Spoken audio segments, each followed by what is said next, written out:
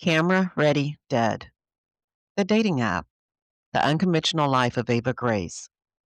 Battle for Time Dimensions. Have you read any of these titles? No? That's because these are stories I walked away from. And today, I want to talk about why. Hello, fiction babes and storytellers. Welcome to Habits of a Writer, the podcast where we talk about the good habits that lead to a finished manuscript. I'm your host, Portia Leivette.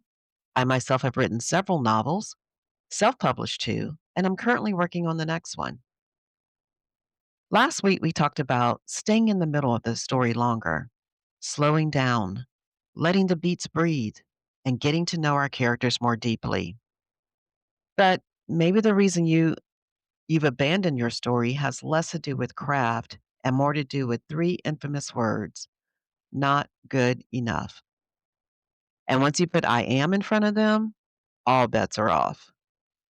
Once the excitement of being a writer wears off and writing becomes the work, we're often faced with a fear that makes us freeze. For me, there are two I know all too well: the fear of being judged and the fear of being seen. Both of those live under one larger fear: finishing means exposure.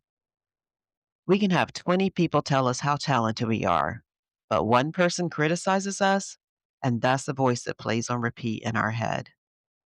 Here's the thing though: we are already being judged every single day by people we know and people we don't. And if we're being honest, we're doing the same. As artists, having our work criticized is scary. One bad review can feel like the difference between success and obscurity. And that's something I've had to accept is completely out of my control. What is in my control is doing my best work. I learned that long before I ever called myself a writer. When I was in college, public speaking was required for graduation. For our final exam, we had to give a group presentation. My group chose to do a speech on former President Ronald Reagan. I was terrified, not of speaking, but of messing it up. I was so focused on following the rules and not being the reason we failed that I didn't realize something important at the time. Every single person in my group was nervous too. However, we gave the speech, we didn't fall apart, and we got an A. That experience taught me this: everyone is walking around worried about what other people think of them. And while that fear is real, and I'm not dismissing it, it doesn't mean you stop. It means you do the thing with the fear. If we want to share our stories, we have to be seen. Yes, we can hide behind a persona, but people want to know the person behind the work. They want to know the story behind the story.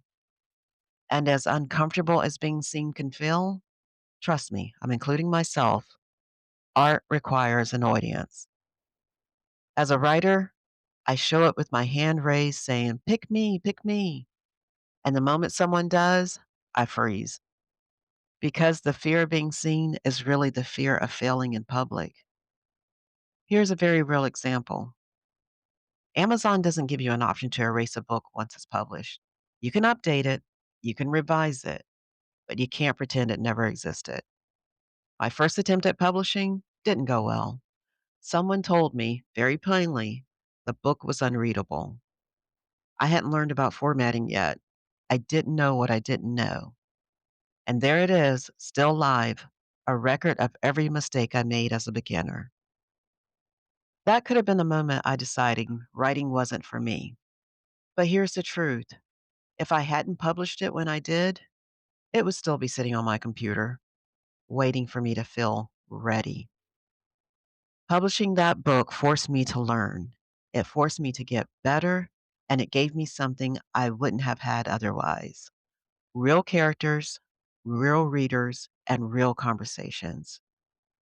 Finishing didn't make me fearless, it made me experienced.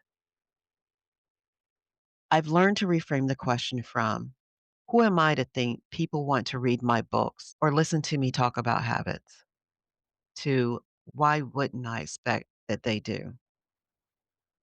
That's not ego. It's not even confidence. It's believing in myself enough to know that I put my best work forward. That's the part I can control. I used to ask God to bless my efforts, but that was me playing small. Now I ask Him to bless the work, and that means I have to show up and do it. So here's my encouragement to you: finish what you started. Finishing isn't about proving you're good enough, it's about trusting yourself enough to stay, to sit with the discomfort, to be seen, to learn in public. And those abandoned stories taught me this: every unfinished story was practice for the one I finished. They weren't wasted time. They taught me something about my voice, my discipline, and my fear. Look, I may not have the best lighting or the best mic, but I do have a message I believe is worth sharing. And you know what? So do you. This week's habit: simply do. Do the work. Sit with the fear. Acknowledge it. Then pick up where you left off and continue the work. Hey, if you're new here and looking for encouragement, writing habits, and honest conversations about publishing and the creative life, I'm really glad we found each other. I'll be here every Tuesday with a new episode. So until then, happy writing, my friends. Again, my name is Portia Leivette, and this is Habits of a Writer.